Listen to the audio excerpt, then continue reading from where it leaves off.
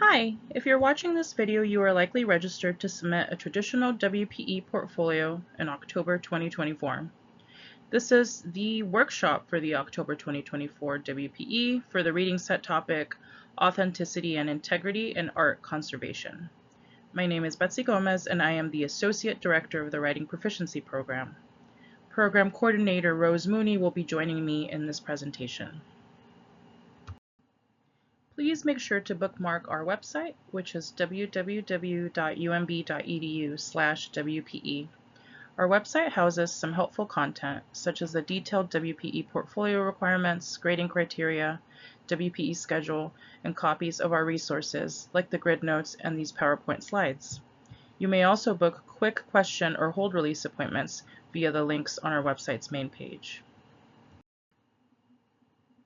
We've designed this short workshop so you can familiarize yourself with the WPE grading standards, portfolio requirements, and just some tips on what you need to do to ensure that you submit a passing essay.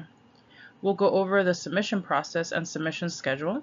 We will take some time to offer advice on how to write a successful essay, and this will include a discussion on what kind of essay to write, how to incorporate and give credit to sources, and how to make sure you are answering the essay prompt. Finally, we'll model how you can use an organizational tool like our grid notes to create an index of important quotes and make sure your challenge essay effectively engages with your sources. It is helpful to familiarize yourself with the criteria for ERAP and WPE, which are the grading standards that will be used to grade your submission. This criteria was created by faculty members at UMass Boston some time ago, and the criteria are directly related to the aims of the general education program. According to the general education program, writing proficiency should involve critical thinking, critical reading, and elements of writing.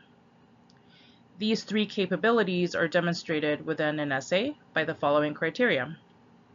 First, writing with a clear purpose. Second, effectively utilizing source material. And finally, organization.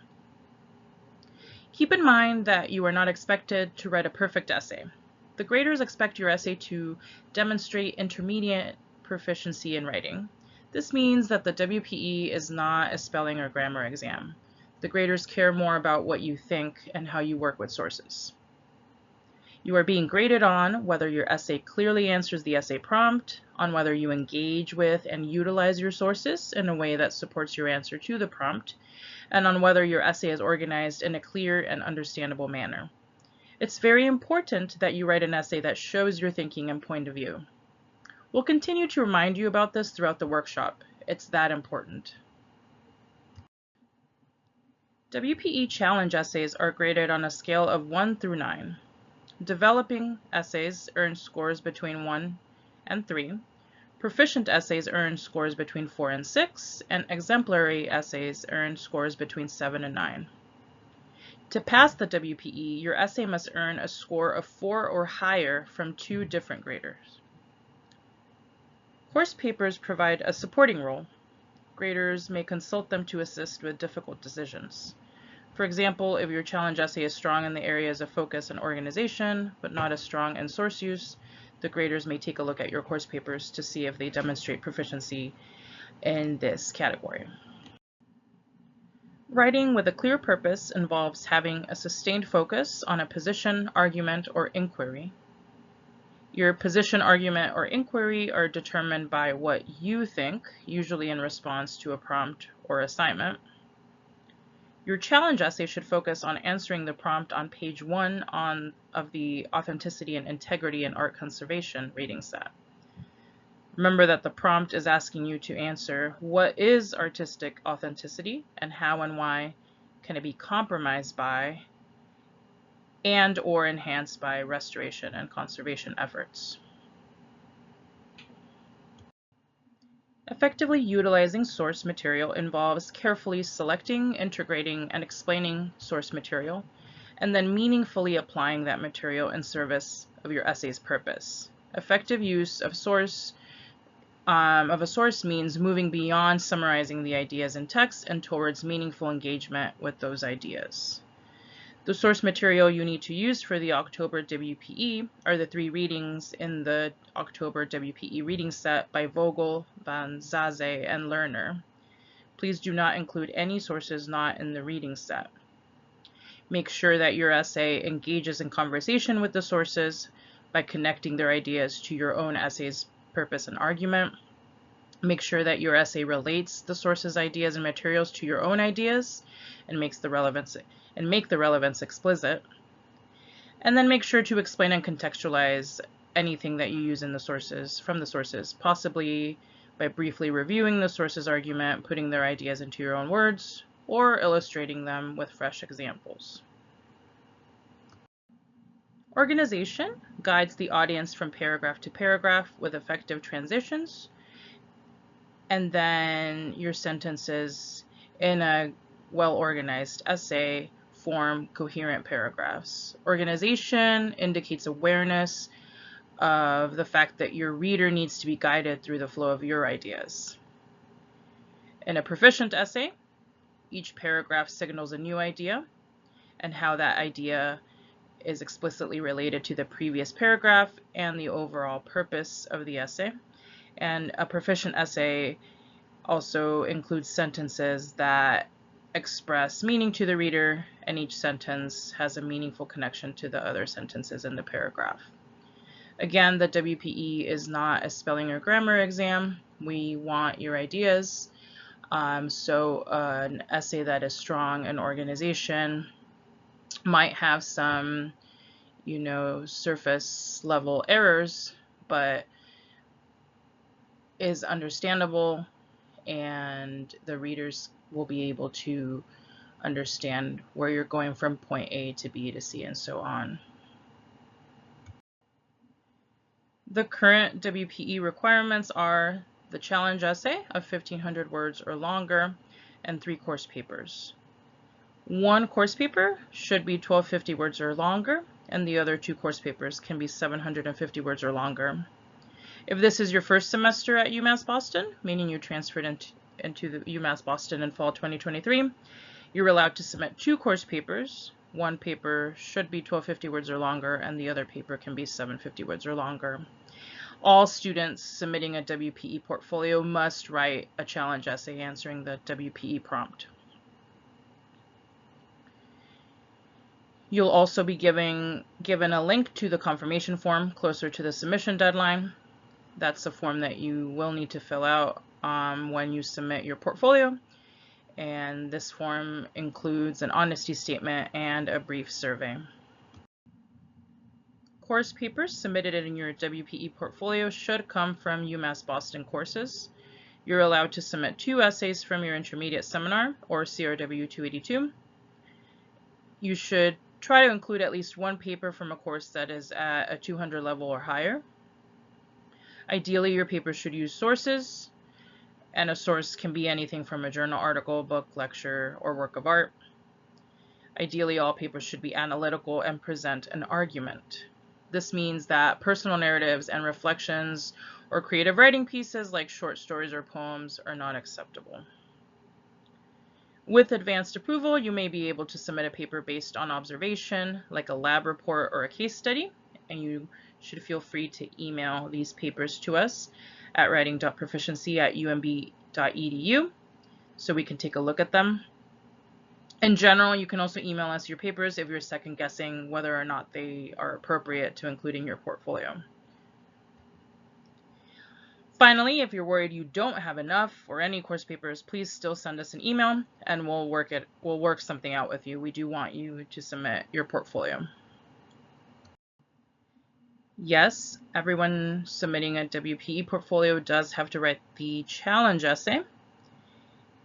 We will not grade any portfolios that don't include this essay. When you registered for the WPE, you received an email confirmation which includes a link to access the reading set. If you can't find this message, please send us an email and we'll make sure that you have the reading set and the prompt. Next, we're going to take a look at the portfolio submission schedule. So by October 16th, you'll be enrolled in a Blackboard course shell CAS015, and we'll also email you submission instructions.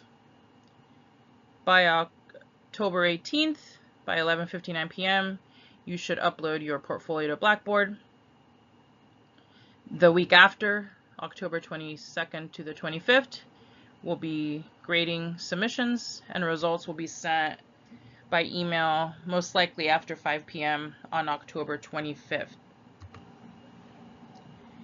If you receive a pass result, this means that you've completed the WPE and you're all set.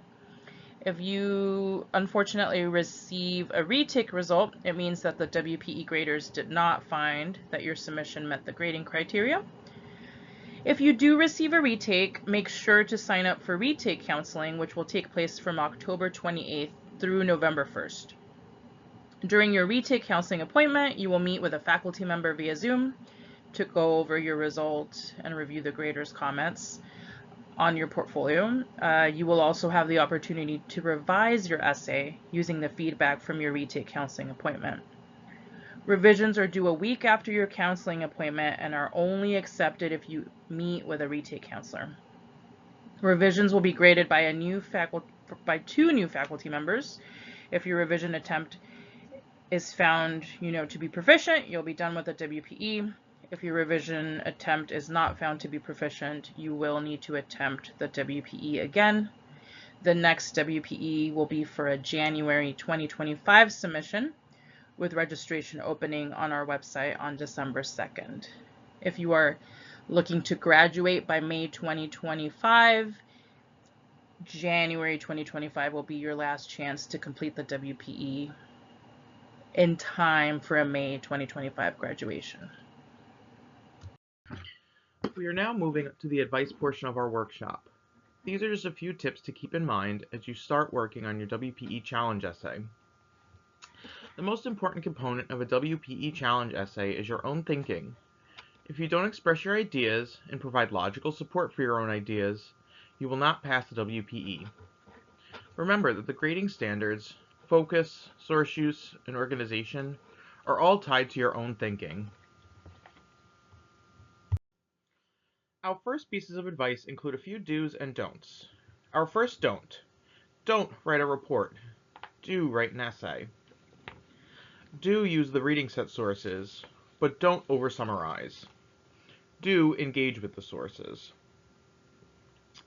Finally, whether you quote, summarize, or paraphrase, do give credit when you are using someone else's ideas or words.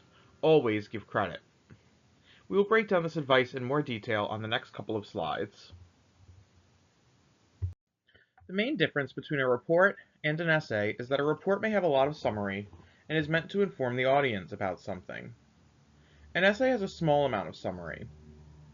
In an essay, the writer's goal is to persuade the audience that their argument is correct or important. You are the writer here, and your goal is to convince your readers. In an essay, you will take a position and present an argument that is supported by information and logic. As mentioned earlier, your own thinking is essential. The graders want to know what you think. It is important to answer the question as soon as possible, ideally in the first paragraph. Your position or thesis statement is important because it is the heart of your essay. You can employ phrases from the question to create your position. For instance, the prompt asks, what is artistic authenticity, and how and why can it be compromised by and/or enhanced by restoration and conservation efforts? So a possible answer might look like this. Artistic authenticity can mean, which directly defines the first part of the question. It can be compromised by restoration and conservation efforts by, which directly addresses the second part of the question. It can also be enhanced by restoration and conservation efforts if we, which suggests an analysis of how we could address the issue. This example sets up an answer to the prompt, which will encourage you to answer both parts of the question. You will clearly address both how artistic authenticity can be compromised by restoration and conservation efforts, and how it can be enhanced by these efforts. What is the question asking you to do? Pay attention to the question, what is artistic authenticity, and how and why can it be compromised by and/or enhanced by restoration and conservation efforts? When breaking down the question, consider the different parts. What is artistic authenticity? So how can we define artistic authenticity? How is that definition complicated? And how and why can it be compromised by and/or enhanced by restoration and conservation efforts? So you could think about what ways can artistic authenticity be compromised by restoration and conservation efforts? And what ways can artistic authenticity be enhanced by restoration and conservation? How does this happen? Your essay would need to go into all parts of the question in detail using the reading set material to support your answer. This doesn't mean you have to agree with everything in the reading set. You can certainly argue against one or more of the sources. Just make sure to explain why you disagree. The WPE graders will be familiar with the reading set, so you don't need to summarize it in detail. Instead, use the reading set material to expand on your own argument. Here's an example of what that can look like. Artistic authenticity refers to the integrity of the originality of the piece and involves nuanced conservations regarding intentionality and aesthetics.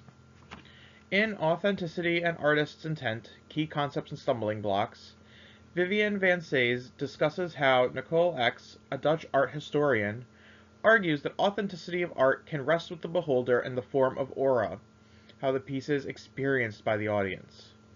But that authenticity also rests with the object itself in terms of its physical appearance, context, and historical value. Therefore, both the artist and the beholder have a say when it comes to determining the authenticity of a work of art. This question becomes even more complicated when dealing with conservation and restoration. For example, teams of conservators have had to restore the Yale collection after Petrin removed previous restoration efforts, leaving the works vulnerable to the aging process. This example highlights how restoration efforts can both compromise and enhance works of art. A large part of the debate surrounding restoring pieces of art has to do with the artist's intention. Ben Lerner summarizes this aptly, writing that these debates are fundamentally about temporality. Should we celebrate the patina of time, or what's beneath it? Some conservators might see intention where others do not. For example, Mancusi and Garo's interpretations of some of Rothko's work has helped change critical attitudes towards his later pieces for the better. This relates back to Lerner's statement that conservation is fundamentally an interpretive act, and that conservation can help produce, not just protect, the aura of the original. Carol Vogel discusses this issue in detail in her article Famous Dead Sharks. In this article, Vogel details the restoration process of Damien Hirst's art piece of a decomposing shark preserved in a glass tank. Since the original shark was not initially preserved from the inside, it decayed, which led Stephen Cohen, the new owner of the piece, to commission a new shark. Cohen worked with Hirst to determine the best course of action, which Hirst decided was to replace the shark and to preserve it from the inside out this time, guaranteeing that it would last up to 200 years. The restoration process of this piece provides a window into the debate of originality of the art versus originality of the intention, with Cohen and Hirst seeming to agree that the piece remains authentic since Hirst's original intention was preserved. Vogel's piece asks us to think critically about what authenticity means, especially when the artist works with others to retain the attention of their work. Notice that this example uses the reading set material with some summary, but also directly engages with the material using quotes and paraphrases to explain a main idea. The final sentence echoes back to the prompt, which shows focus. It is important that the graders can differentiate between your ideas and those of the authors of the reading set. This means that you should be careful and make sure to cite when you use someone else's ideas. When you use summary, you briefly spell out the main points of something. When you paraphrase, you reword someone else's statement. A direct quotation is taken directly from the text. Here are a few examples of what summary, direct quotes, and paraphrases can look like. The grid notes are a tool that you can use in the reading, drafting, and editing stages of your writing process. You can use them to make an index of important ideas and quotes in the reading set, and to make sure you're engaging with all the sources in the reading set. The grid notes can help you create an index of important ideas in the reading set. You can see that the student has filled out the page numbers where they believe these ideas are discussed. It can be useful to keep an index, as it might make it easier for you to see the connections and differences between the readings, and will also help you select quotes that you can include in your essay. You can use the grid notes to try to synthesize the sources. This means that instead of using the sources separately, you can use them together to support your own argument. Please don't overlook the resources available to you this WPE cycle. Tutoring is available from now through October 11th. We offer both in-person and remote appointments. And on October 15th through 17th, we will offer draft reviews. When you sign up for a draft review, you are reserving a staff member's time. You will not be meeting with a tutor one-on-one. Instead, you will send us your essay draft before your appointment time, and then your tutor will email you feedback. The link to sign up for draft reviews will be sent in our weekly update on October 11th. This concludes the October 2024 WPE Workshop. If you have any questions, please do not hesitate to contact us via email. We will answer you as soon as we can. Good luck with the writing process!